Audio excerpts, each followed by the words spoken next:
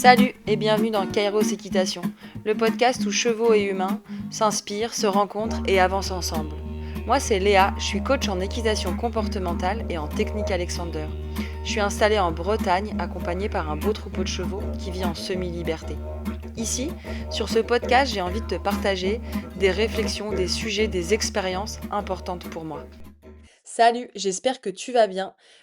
Aujourd'hui, j'avais envie d'aborder un sujet avec toi que je retrouve souvent quand je travaille avec des élèves. Et d'ailleurs, même moi, que moi je vis aussi quand je travaille avec mes chevaux, qui est le fait de beaucoup penser à notre cheval, d'être un peu centré sur lui et d'oublier notre fonctionnement à nous en tant qu'humains se rendre compte, c'est vraiment un peu le message de cet épisode, de se rendre compte que nos positions, nos fonctionnements, aussi bien physiques que mentaux, ont vraiment un effet sur notre cheval. La première chose, j'ai envie de commencer par cette recherche que beaucoup aujourd'hui ont, et il était grand temps, de cette recherche de décontraction. Et il y a pas longtemps, je discutais avec une collègue sur les réseaux, autour de ça, où elle partageait vraiment que c'était une recherche pour elle, la décontraction de son cheval pour qu'il puisse fonctionner, et que voilà, elle oubliait aussi son fonctionnement à elle. Dans cette recherche de décontraction sur le cheval, j'ai juste envie de faire une parenthèse qui est pour moi que la décontraction, c'est pas tout à fait, selon moi en tout cas, hein, c'est pas comme nous humains, enfin si, en fait c'est comme nous humains, pardon. Mais nous, on a tellement l'habitude de fonctionner par la tension et la décontraction, c'est vraiment décontracter les tensions finalement. Et du coup, c'est comment on se rend compte que cette recherche de décontraction, si on décompose, c'est relâcher les tensions et c'est la même chose chez nous. Et pourquoi on cherche à relâcher les tensions? Ça veut dire qu'il y a déjà eu tension. Donc la première chose pour moi, c'est se poser des questions sur pourquoi il y a des tensions. Est-ce que c'est mon cheval qui a des douleurs? Est-ce que c'est mon cheval qui dit quelque chose? Est-ce que c'est ma manière de demander qui génère des tensions parce que moi-même j'ai des tensions? Est-ce qu'il y a un environnement extérieur anxiogène? Est-ce que mon cheval a faim en fonction de son mode de vie? Tout ça. Pardon, mon téléphone a sonné. Est-ce que, voilà, qu'est-ce qui fait qu'il y a besoin de décontraction? Pour moi, ça, c'est la première chose. Et c'est observer quand on travaille avec notre cheval, qu'est-ce qui crée de la tension avec notre cheval?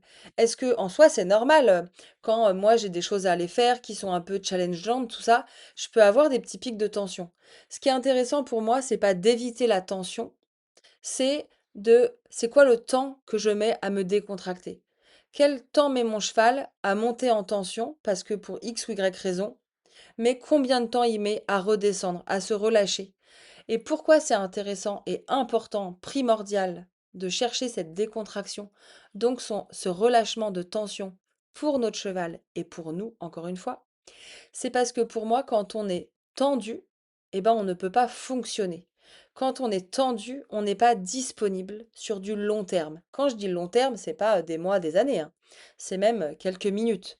On peut se tendre une seconde, 3 secondes, mais à ce moment-là, notre état, et c'est un réflexe, on est focus sur la réaction que l'on vit, qu'elle soit physique, émotionnelle, environnementale, peu importe ce qui génère l'histoire, la conséquence, c'est qu'il y a une tension. Donc on est en réaction à quelque chose.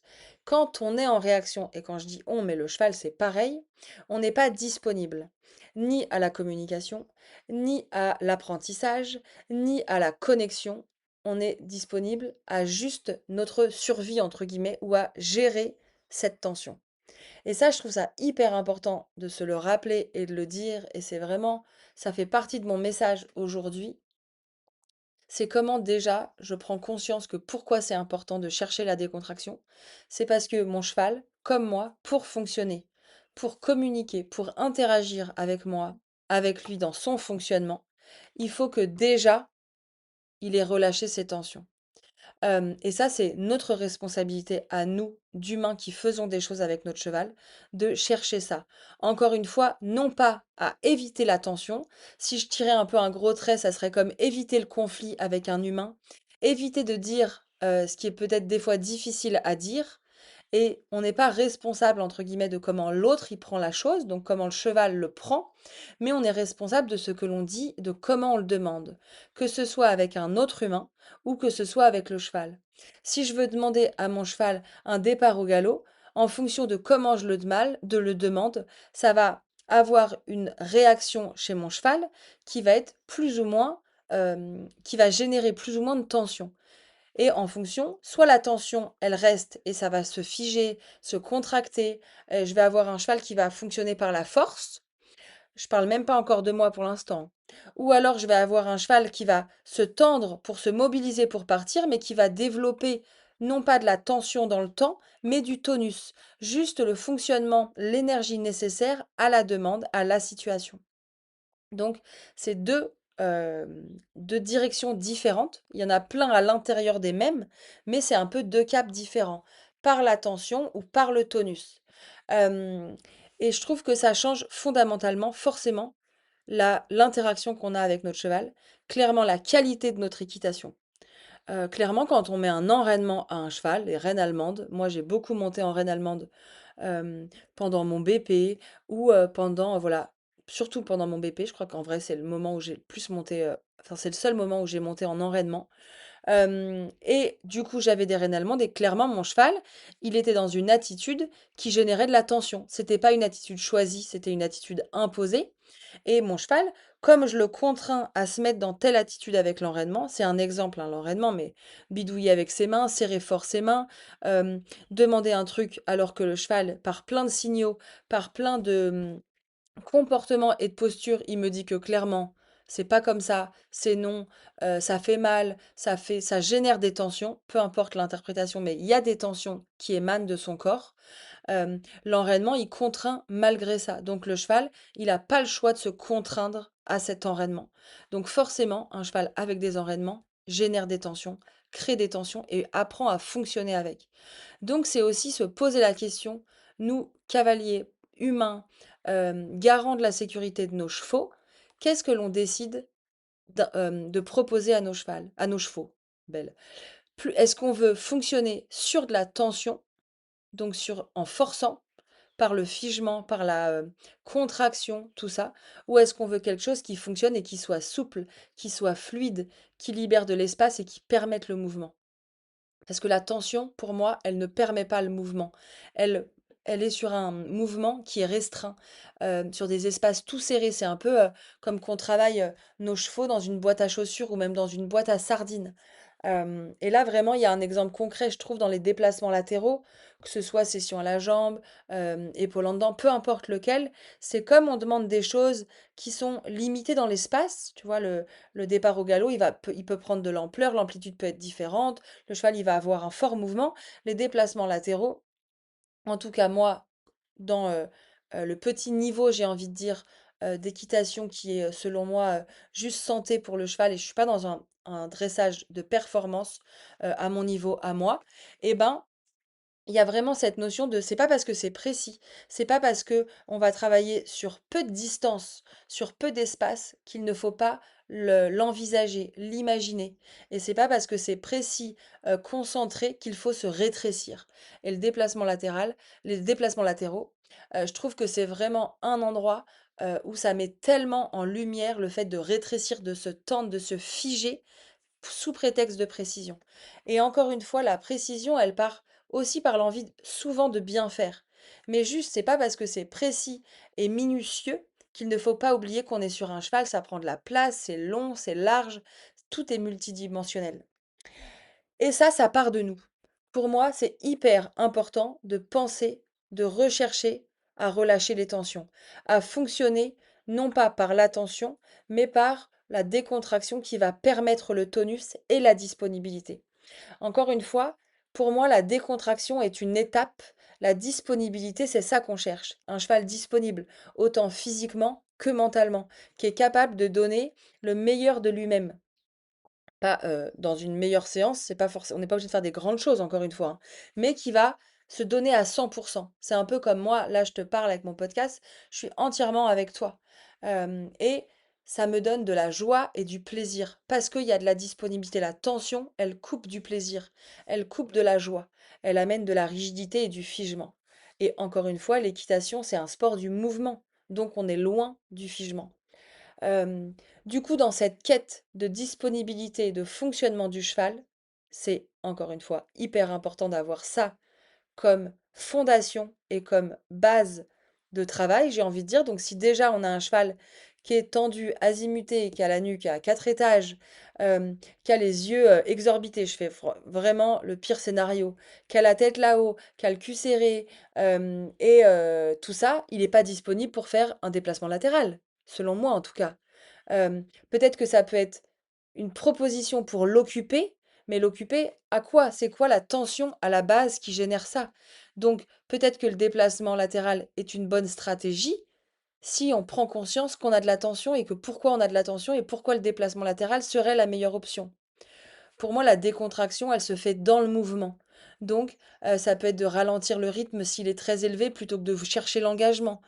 Ça peut être de chercher la ligne droite et la rectitude, l'équilibre sur ses 4 pieds avant de travailler en courbe, selon moi. Voilà, c'est des idées, des propositions, et encore, c'est mon avis, mon expérience, où je vois vraiment le résultat chez les chevaux et les élèves que j'accompagne, parce que mes casquettes me permettent de prendre la globalité. Le cheval et cette recherche de disponibilité, de traduire ce qu'il dit, et le cavalier, qu'est-ce que le cavalier dit? Souvent, quand le cheval est tendu, le cavalier se tend pour mieux contrôler, pour pas que ça parte dans tous les sens. Qui de l'œuf ou de la poule? Est-ce que c'est le cheval qui tend le cavalier? Est-ce que c'est le cavalier qui tend le cheval? J'ai envie de dire quelque part, peu importe selon moi, tant que le cavalier, il a dans ses fondations aussi la recherche de se regarder lui et pas que son cheval. De pas regarder que ce que fait bien ou mal le cheval, mais de regarder comment lui, il demande, comment lui, il fonctionne, où est-ce qu'il est assis. Est-ce que dès que, je sais pas moi, est-ce que ses poignets sont tout le temps contractés? Est-ce que il y a eu une peur de serrer les genoux et du coup, à un moment donné, il a un peu écarté les orteils et du coup, pour décoller ses genoux de la selle, du coup, il monte un peu ce que moi j'appelle en gendarme, les pointes de pied vers l'extérieur? Est-ce que à un moment donné, il s'est fait embarquer, du coup, il y a eu de la peur, du coup, maintenant, il est tout le temps un peu la main un peu serrée sur les rênes de peur que ça parte? Est-ce qu'il a passé une sale journée et du coup, il est tendu? Je sais pas moi, son coach arrive tout le temps en retard et du coup, ça le tend parce qu'il commence tout seul, il aime pas ça. J'extrapole, hein. Hem Est-ce que, son cheval, dès qu'il quitte les copains, tout de suite, ça amène de la tension parce que il a ce côté grégaire qui ressort et ça lui amène de la tension? Et le cavalier, il croit que pour se décontracter, il faut qu'il marche les rênes hyper longues, hyper libres, le nez au vent, et son cheval, il est juste en flip parce qu'il a plus ses copains qui lui donnent du cadre. Tout ça, pour moi, c'est des situations qui amènent de la tension chez le cheval et chez le cavalier. Et ce qui est intéressant selon moi, c'est de relier les deux, de pas seulement regarder le cheval et de pas seulement regarder les cavaliers, mais de regarder les deux. Déjà, le cavalier, avant d'être cavalier, il est humain. Donc, comment il fonctionne juste en tant qu'humain? Est-ce que, il a une habitude de regarder même quand il marche un peu par terre, ou la tête un peu vers le bas, ou la poitrine très en l'air parce qu'on lui a beaucoup dit tiens-toi droit? Est-ce qu'il a un peu mal au lombaire souvent parce qu'il fait un métier où il est beaucoup assis? Bref, il y a 1000 scénarios, 10 000, 100 milliards de scénarios possibles de pour qui et pourquoi. Et il n'y a pas de bien ou de mal. Il y a juste que nos fonctionnements nous créent des tensions qui, dans le temps, créent des douleurs. Et je suis l'exemple incarné de la fille qui a développé plein de tensions, qui a appris à fonctionner dans le dur par la tension, de la force, de l'efficacité, du dur, quoi. Le côté vraiment en force, on y va, rigide.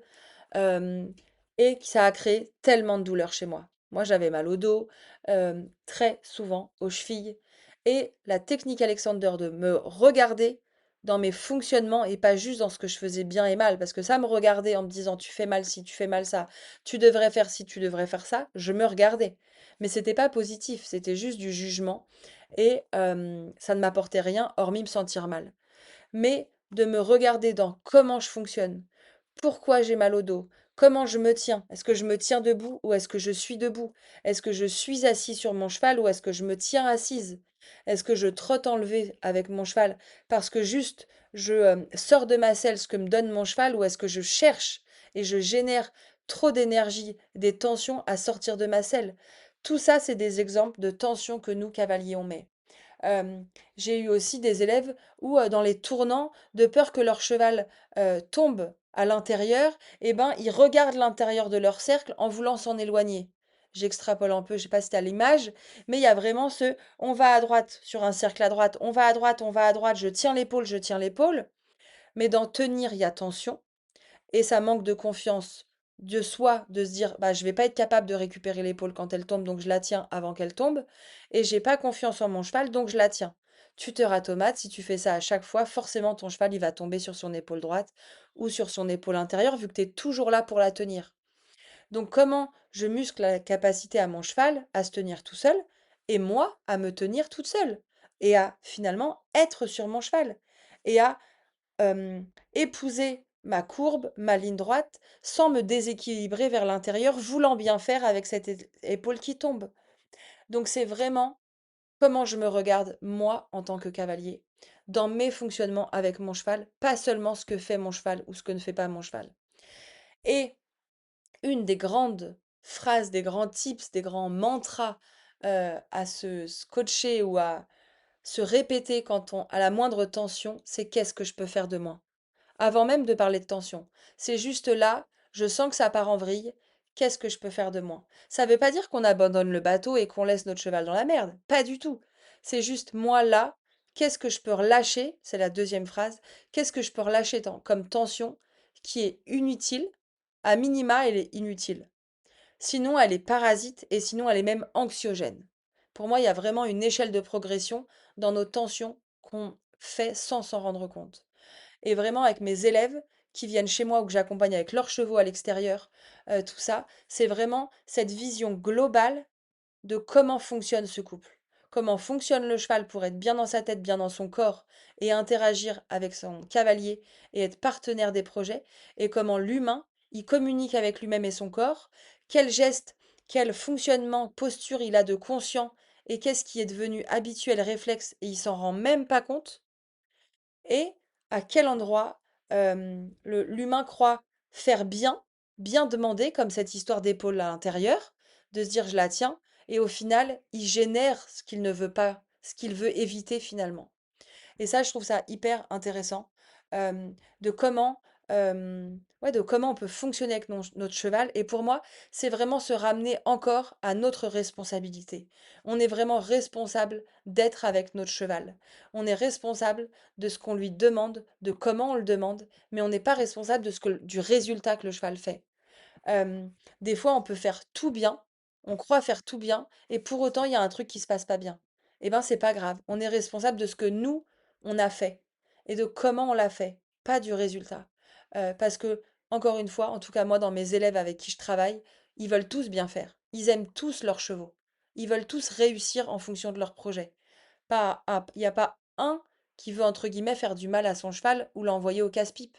Et je crois que personne veut faire ça à la base. Mais une claque part par frustration, par agacement, par énervement. Mais tout ça, ça arrive par une surtension. Pourquoi à un moment donné, on met un coup de main, on met un coup de jambe et on a une réaction qui est inappropriée?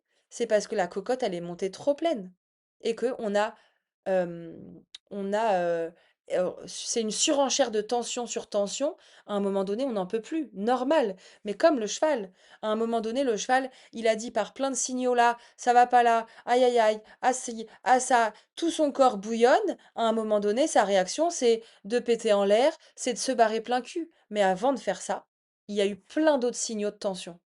À nous de percevoir, d'apprendre et de se laisser l'espace pour voir ça. Et pour les voir, faut être disponible.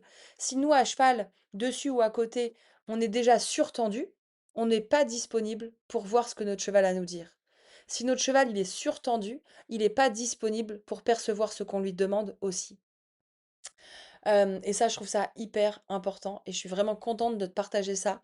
Voilà, j'ai l'impression que j'ai balayé quand même pas mal de choses. Je crois vraiment ce qui est à retenir et ce que je te propose d'expérimenter avec ton cheval, à côté ou même dans ta vie si tu as pas de cheval et que tu écoutes ce podcast et que tu n'es pas cavalière ou cavalier, génial. D'ailleurs, viens me le dire sur les réseaux sociaux, je serais très contente de savoir. Petite parenthèse, je suis pas encore allée voir une seule fois les pourcentages d'écoute, voilà, les taux d'écoute du podcast. Donc, je n'ai aucune idée de si vous êtes 10, 30, 500 à avoir écouté de manière globalement les épisodes. J'y ai pas été justement pour éviter aussi ces pics de tension, de déception ou de frustration. Parce que moi, j'ai créé ce podcast parce que j'avais envie, c'était un défi pour moi, d'oser poser ma parole, d'oser dire ce que je pense, ce que je crois, des croyances, c'est des croyances, hein, des valeurs, des partages d'expériences que j'expérimente dans mon quotidien, et vraiment aussi de dire haut et fort, autrement, enfin plus largement que juste mes élèves, et de pouvoir partager ça au grand nombre. C'était vraiment un challenge pour moi, et de poser des mots au-delà que dans ma tête ou de manière très sécurisée dans la carrière avec mes élèves. C'était vraiment un défi, je l'ai vraiment fait pour moi à la base, d'oser faire ça et un peu de dépassement de moi-même, de prendre confiance dans mes propos et dans ce que je partage, et dans un second temps, de donner à plus grand nombre que juste les élèves que j'accompagne. Vraiment, j'ai à cœur, et le sujet de cet épisode-là, il est vraiment en phase avec la base, le cœur, l'essence de ce que j'aime partager. Ce que j'aime partager, moi, je suis à la base une amoureuse de l'équitation. J'aime l'équitation. Et je dis à la base parce que moi, c'est vraiment ça ma porte d'entrée. C'est pas les chevaux, c'est l'équitation. Et j'ai pas honte de le dire, hein, j'ai appris à aimer les chevaux, j'ai appris à aimer les humains avec l'équitation. Et l'équitation, c'est un cheval et un humain qui interagissent ensemble. Mais c'est d'abord l'équitation qui m'a fait vibrer, qui m'a fait me sentir bien, qui m'a fait me sentir vivante, libre, où j'ai eu des sensations incroyables, et cette liberté, cette puissance que clairement, alors il y a l'innocence de l'enfant au début, et après, il y a quand même les tensions, la performance, le résultat qui arrive, et là c'est autre chose. Mais il y a eu d'abord l'équitation. Ensuite, il y a eu les chevaux dans ma vie d'avoir vécu avec eux. Et ensuite, il y a eu l'humain juste en, j'ai envie de dire, en arrière-plan de cette rencontre avec le cheval. Et vraiment, c'est mon cœur de métier de voir chez l'humain et chez le cheval qu'est-ce qui vient parasiter la communication, l'interaction, pour que ce soit fluide et harmonieux, que ça soit vraiment au service des projets et au service du cheval comme au service de l'humain. Parce que je pense que les deux s'apportent vraiment. Hem Et moi, je suis convaincue que le cheval, c'est un révélateur de nos états intérieurs, de ce qui se passe à l'intérieur de nous-mêmes, qu'on en ait conscience ou pas conscience. Attention, je dis pas un miroir, il est pas là pour nous montrer des trucs et lui passif. Il révèle. Il met juste, il surligne le trait, il met plus fort la lumière, tout ça, il révèle. Et ensuite, c'est à nous de, ouais, comme il révèle ce qu'il y a à l'intérieur, à nous de clarifier. Est-ce que ça c'est OK? Comment je le transforme? Comment ouais, comment je mets de la qualité dans ma communication avec mon cheval? Et moi, j'aime ça. J'aime ce lien entre l'humain et le cheval qui crée une équitation incroyable au service de tout ça. Voilà, ma parenthèse a duré un peu longtemps, mais l'idée était un peu là. J'espère que c'est clair. Je te propose d'expérimenter comme j'aime bien le faire. Et c'est une nouveauté dans la newsletter. Je sais pas si tu es abonné à la newsletter. Si c'est pas le cas, mets-moi un petit message sur les réseaux sociaux avec ton mail et je te rajoute à la newsletter, où tous les mois, c'est une fois par mois, je fais un partage de ce que moi je vis au quotidien, qui me semble pertinent et pédagogique pour ceux qui la lisent. Et il y a également l'actu, podcast, réseau, enfin l'actualité des stages, des choses à venir. Et il y a aussi une proposition à expérimenter. Encore une fois, parce que je trouve que le plus important, c'est de comprendre, d'avoir des connaissances, mais c'est d'intégrer, de ressentir et de l'adapter à qui on est. Chacun, on va avoir des fonctionnements, des manières de faire différentes. Même si la base, la structure, elle est alignée parce qu'on a tous une tête, un cou, un dos, mais on va mettre ça en application, chacun avec ses couleurs. Et c'est ça qui est dingue. Et j'aime m'adapter à chaque personne que j'ai en face. Vraiment, ça me passionne. Et enfin, plus je bosse, plus je suis passionnée. Euh, donc, l'expérimentation, je te propose de faire ce que tu as l'habitude de faire avec ton cheval. Ou si ton sport, on va garder l'exemple du sport, c'est de courir, de danser, peu importe. C'est de faire l'activité que tu as l'habitude de faire. Je vais garder le sujet de base, mon cœur de métier qui est le cheval. De faire ce que tu as l'habitude de faire, de demander à ton cheval ce que tu as l'habitude de faire, mais si ça te parle, cette notion d'être plus focus sur ton cheval que sur toi, c'est juste de te poser la question, de te poser un moment chez toi, avant de demander un truc à ton cheval. Bon, tu es dans des conditions de sécurité, en balade ou en carrière dans le manège, là où tu as l'habitude et c'est confort pour toi et ton cheval, et d'observer juste là, qu'est-ce que toi tu peux faire de moins? Juste, ça dure, 1/100 de seconde dans ta tête. Tu vas pas forcément le percevoir, mais peut-être tu vas percevoir un changement chez ton cheval. Observe ça. Est-ce que quand juste je me dis: «Qu'est-ce que je peux faire de moins?» 1 seconde, 3 secondes après, c'est très rapide, hein, tu as un changement dans l'attitude, dans le fonctionnement de ton cheval. Ça veut dire que tu as relâché quelque chose. Tu peux aussi te dire: «Ah, quelle tension je peux relâcher?» Et t'observes chez toi, chez ton cheval, mais pareil, c'est pour moi aussi rapide un peu que le tic-tac d'une horloge, hein. Moi, je vois vraiment, c'est bluffant. Et quand je fais des stages ou j'interviens dans des écuries ou qu'il y a du pub, des gens qui, les autres cavaliers qui regardent et qui sont avec moi dans la carrière, parce que j'aime vraiment quand on est tous dans la carrière et que je dis: «Ah, t'as vu là?» Juste, je dis à la personne, je sais pas moi, «Tiens, si on sourit ou si tu peux relâcher un truc sur ton visage», il y a un truc qui se relâche sur le visage et d'un coup le cheval, hop, sa nuque fonctionne par exemple. Je trouve ça bluffant et en même temps je suis convaincue qu'on a un impact sur notre cheval. Donc je vais pas t'en mettre trop, juste qu'est-ce que je peux faire de moins? Quelle tension je peux relâcher? Si cette image de boîte à chaussures, de boîte de sardines, elle t'a parlé dans le fonctionnement de ton cheval, prends conscience de ton environnement. Juste pas les oreilles de ton cheval, pas juste tes mains. Juste, il y a quoi devant moi? Il y a quoi à droite, à gauche? Qu'est-ce que, si je regarde pas avec mes yeux, est-ce que je peux regarder avec mes oreilles? Juste ouvrir l'espace. Penser que tout l'espace autour de toi permet le mouvement et qu'on est libre à cheval. Se rappeler que, en tout cas pour moi, mais je crois que pour beaucoup, le être avec nos chevaux, c'est de la liberté, c'est le plaisir, se reconnecter à cette liberté, à cette joie. Et ça, on le redit pas assez, mais n'oublions pas que avant de demander des choses à notre cheval, on veut kiffer avec notre cheval. On veut se faire plaisir, on veut avoir des sensations. Ayons des sensations partagées avec notre cheval, donc avec un cheval décontracté, donc disponible, qui peut aussi profiter de ce plaisir-là en se sentant bien dans son corps. Et ça, c'est important pour la vie des chevaux, d'être disponible physiquement et mentalement. Voilà pour cet épisode. J'espère que ça a été clair. Encore une fois, j'adore avoir vos retours. Faites-moi des messages sur les réseaux sociaux en me disant ce que ça a allumé comme lumière chez vous, quel questionnement ça amène, à quel endroit vous êtes peut-être pas d'accord ou vous avez une autre expérience. Venez partager avec moi. Euh, voilà, ça me donne du feedback aussi sur ce que je partage parce que le podcast c'est génial, mais il n'y a pas il y a personne en face qui donne un feedback, donc je ne sais pas ce que vous vivez derrière ça. Je te dis à très bientôt pour un nouvel épisode dans 15 jours. Salut!